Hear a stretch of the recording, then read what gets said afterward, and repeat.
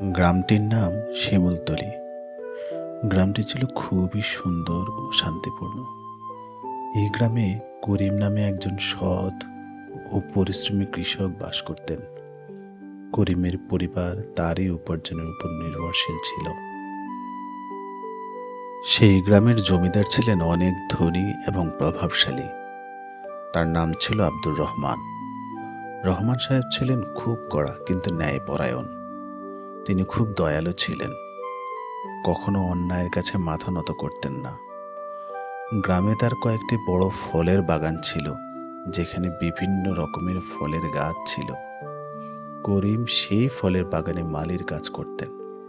একদিন রহমান সাহেব তার কয়েকজন কাছের বন্ধুকে নিয়ে বাগান বাড়িতে আসলেন এবং মালিকে বাগান থেকে কিছু মিষ্টি ও সুস্বাদু আম পেড়ে দিতে বলেন।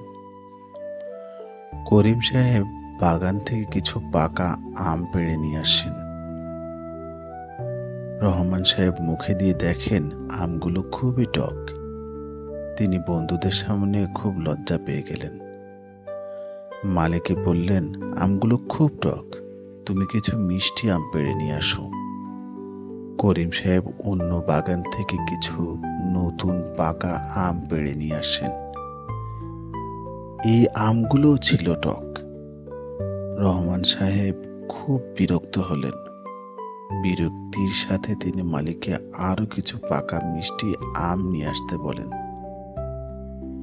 করিম সাহেব সবগুলো বাগান ঘুরে খুব পাকা দেখে বেশ কিছু আম পেড়ে নিয়ে আসেন।